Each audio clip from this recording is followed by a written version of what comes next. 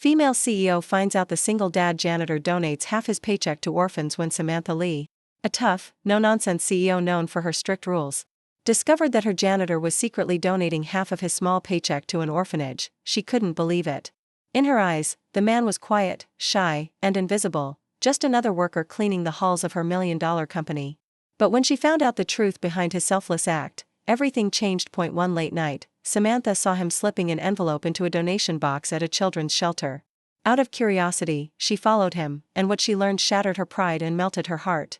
The janitor, a single father struggling to raise his son alone, was giving away what little he had to help children who had no one. That night, the powerful CEO realized true wealth wasn't measured in money, but in heart. Every morning before dawn, Ethan Miller arrived at the corporate tower with his old mop and worn-out boots. The world didn't notice him, not the executives who walked past, not the assistants rushing for meetings. Yet, Ethan greeted everyone with a quiet smile. That he was a single father, raising his 8-year-old son Liam after his wife passed away from cancer 3 years ago. Despite his exhaustion, Ethan never complained. He worked nights, helped Liam with homework, and still found time to volunteer at the local orphanage on weekends. At the top of the same building, Samantha Lee ruled her empire. She had everything: power, luxury, and the respect of an entire industry. But her life was cold and lonely. To her, people were resources, not hearts. One day, while reviewing payroll records, Samantha noticed something strange. Ethan's salary deposits were always half of what they should have been.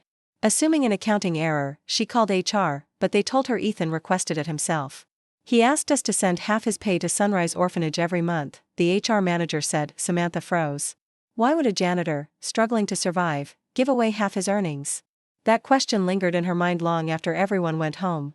That night, she stayed late, and fate gave her the answer. As Samantha walked to her car around midnight, she saw Ethan outside, placing a small white envelope into a charity box near the corner street.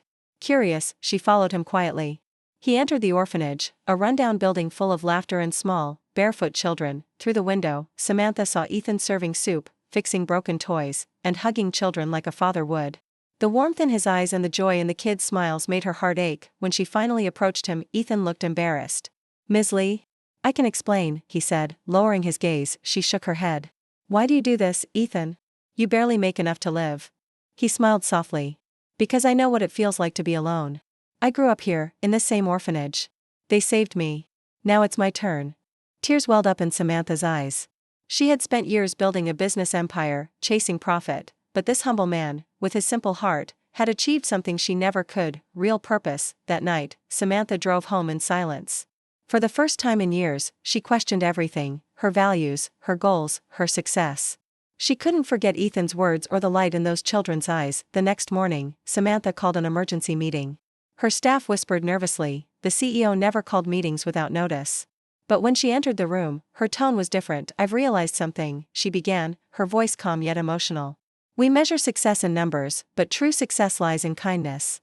From today, our company will sponsor the Sunrise Orphanage." And that idea came from one of our own, Ethan Miller. Gasps filled the room.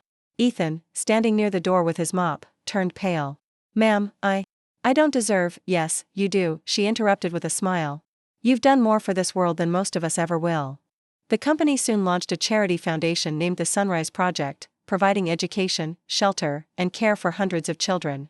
Samantha personally visited the orphanage every week, not as a CEO, but as a volunteer. Ethan's son, Liam, often joined her, and over time, a beautiful friendship grew between the once cold CEO and the humble janitor.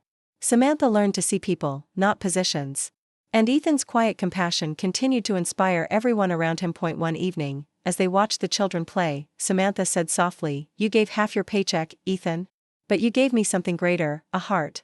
He smiled, replying, "Sometimes, all it takes is one act of kindness to change 2 lives instead of 1."